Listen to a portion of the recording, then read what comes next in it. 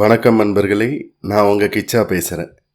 சிவஸ்வரூபமான மகாபெரியவாளை தங்கள் உறவினராக நினைத்த செஞ்சூஸ் எனப்படும் மலை ஜாதியினர். புராண ரீதியாக பார்த்தாலும் இவர் நிஜமாகவே பந்துதான். ஸ்ரீசைலத்தில் உள்ள மல்லிகார்ஜுனத்தில் சுவாமி பேரே செஞ்சு மல்லையாதான். மலை ஜாதி பெண் ஒருத்திக்கு இந்த மல்லிகார்ஜுனர் மேல் காதல் வந்தது. இதை பற்றினது தான் இந்த பதிவு. இந்த பதிவுக்குள்ளே போகிறதுக்கு முன்னாடி நம்ம சேனலை சப்ஸ்கிரைப் பண்ணாதவங்க மறக்காமல் பெல் ஐக்கான் கிளிக் பண்ணுங்கள், சப்ஸ்கிரைப் பண்ணுங்கள். ஸ்ரீசைலத்தில் மகா பெரியவா இருந்த சமயம் அது. மலை ஜாதிக்காரர்கள் இருக்கும் இடம். மகா பெரியவா யானை, குதிரை போன்ற பரிவாரங்களுடன் வருவதை பார்த்தவுடன் வில்லையும் வாளையும் தூக்கி கொண்டு சண்டைக்கே வந்துவிட்டார்கள் அந்த மலை ஜனங்கள். மடத்துக்காரர்கள் பயந்து போய் மகாபெரியவாளிடம் வந்து, என்ன இப்படி ஒரு இடத்தில் வந்து மாட்டின்றோமே என்று சங்கடப்பட்டார்கள். நான் பார்த்து கொள்கிறேன், பயப்படாதீர்கள் என்று மகாபெரியவா கூறிவிட்டு நேரே அந்த மலை ஜாதியினர் எதிரில் போய் நின்றார். அவ்வளவுதான். மலை ஜனங்கள் கருணையே உருவான மகாபெரியவாளை பார்த்ததும் அப்படியே ஆச்சரியத்தில் உறைந்து விட்டனர்.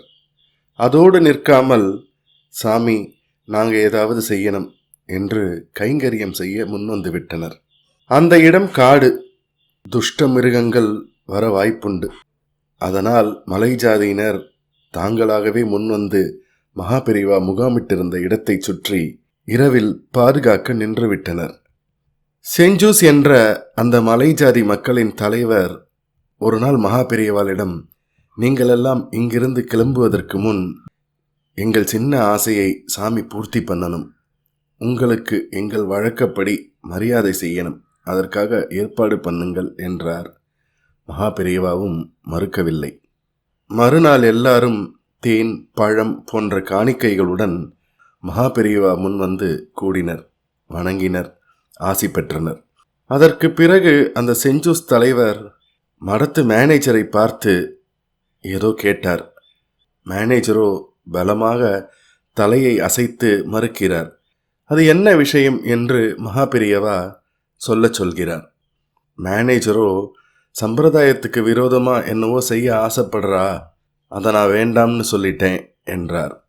மகாபெரியவாலோ, அப்படி என்னத்தான் சொல்கிறார்கள் என்று தூண்டி துருவி கேட்க வேறு வழியில்லாமல், அவளுக்கெல்லாம் ஏதோ டான்ஸ் ஆட தெரியுமாம், அதை மகாபெரியவா பார்க்கணுமாம், இதெல்லாம் வழக்கமில்லை என்றால் புரிந்து கொண்டால்தானே என்று மேனேஜர் முணுமுணுக்கிறார்.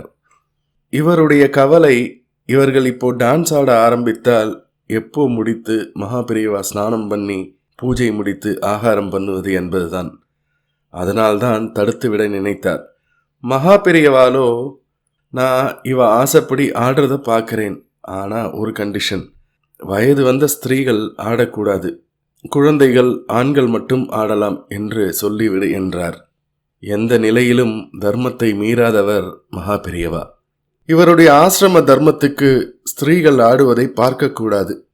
அப்படியே செய்கிறோம் என்று ஆனந்தத்தின் எல்லையில் நின்று அட்டகாசமாக கூத்தாடினார்கள் அந்த செஞ்சூஸ் மலை ஜாதி மக்கள். எல்லாவற்றையும் அனுபவித்து பார்த்துவிட்டு மகாபெரியவா, இப்போ இவ ஆடின ஆட்டத்துக்கு என்ன பெயராம், எப்போதெல்லாம் ஆடுவாளாம் என்று கேட்டார். அதற்கு அந்த தலைவர், எங்க நெருங்கின உறவுக்கார யாரா வந்தா இந்த மாதிரி டான்ஸ் ஆடுவோம், அதைத்தான் ஆடினோம் என்றார். அதை கேட்டு மேனேஜர் அவர்களை புரிந்து கொள்ளாமல் போனதுக்கு வெட்கினார்.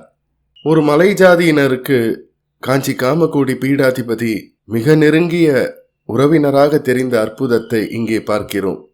எல்லோருக்கும் அவர் பந்து அல்லவா? புராண ரீதியாக பார்த்தாலும் இவர் நிஜமாகவே பந்துதான்.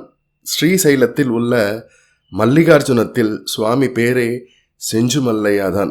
மலை ஜாதி பெண் ஒருத்திக்கு இந்த மல்லிகார்ஜுனர் மேல் காதல் வந்தது. திருமால் ஆண்டாளை ஆட்கொண்டது போல் இங்கேயும் சிவன் இந்த பெண்ணை மணந்து இப்படி பெயர் பெற்றார். அதனால்தான் சிவஸ்வரூபமான மகாபெரியவாளை இந்த செஞ்சூஸ் எனப்படும் மலை ஜாதியினர் தங்கள் உறவினராகவே நினைத்தார்கள் போலும். ஜெய ஜெய சங்கர ஹர ஹர சங்கர.